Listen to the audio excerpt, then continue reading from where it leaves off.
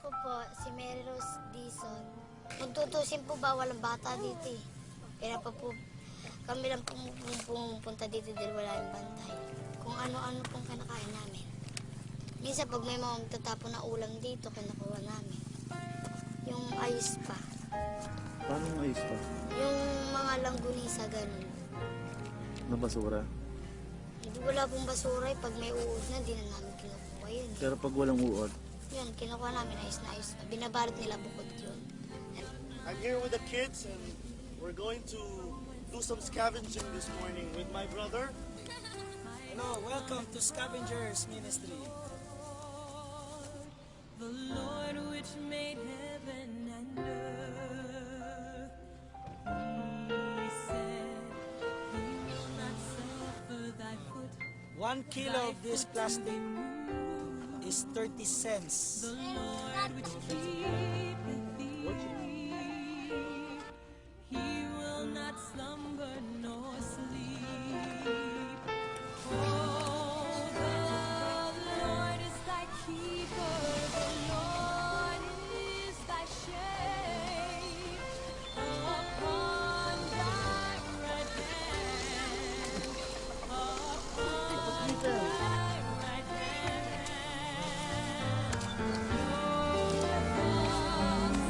Kuha kami ng plastic. Nainitan. para kumita ng magkano? Para nakakumita kami na may kitulula.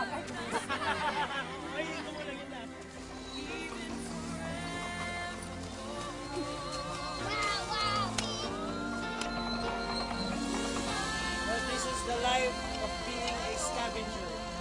It is an 8-hour work. Sandaan mo? Sa buong araw na naman.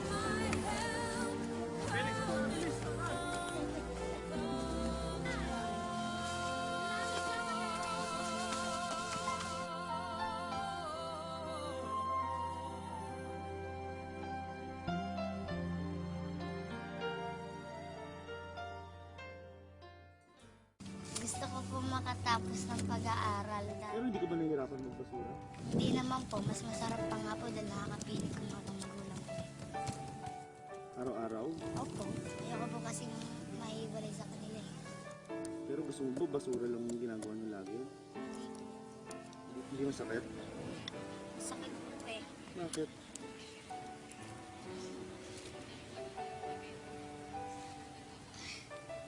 Kaya po wala sa akin. Kaya nangangarap ka rin makapag-aral para matulungan mo sila. Opo.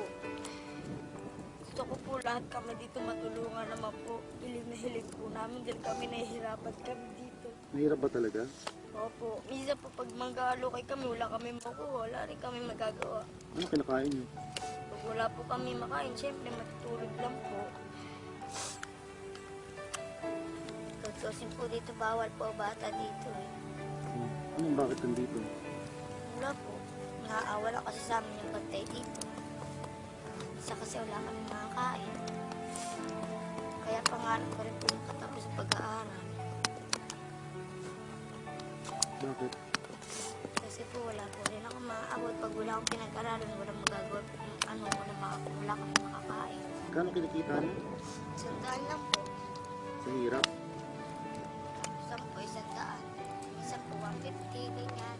Sinibigay ko na lahat sa nanay ko. Ayoko na minsan humingi. Kaya po gusto ko makatapos talaga ng pag-aaral. Lahat gagawin ko para lang sa pamilya ko. Lahat? Kahit na pumamlastik ako dyan, okay lang.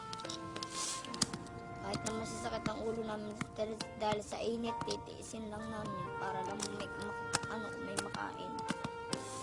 Minsan nagugutom kami, minsan walang kakain talaga. Lipit na lipit, hindi na matipid yung pera. Kaya lahat ng mayayaman sana matulungan kami. Ang dami po kasi sa amin ng lalait eh. Inaano lang namin eh.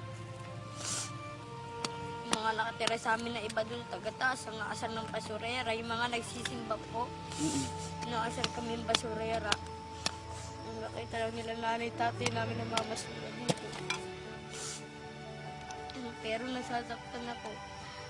Inaano ko na lang sila. Kaya sabihan ko na at least hindi kahit basurera, hindi kami nanakaw.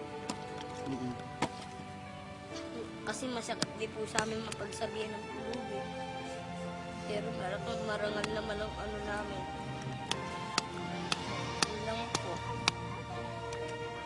Salamat Panginoon dahil namatay kayo para sa amin. Tinatanggap kita sa Panginoon Diyos at tagapagligtas ng aming buhay. Salamat Panginoon sa pag-asa.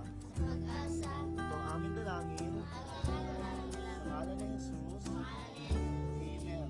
Palakpakan tayo.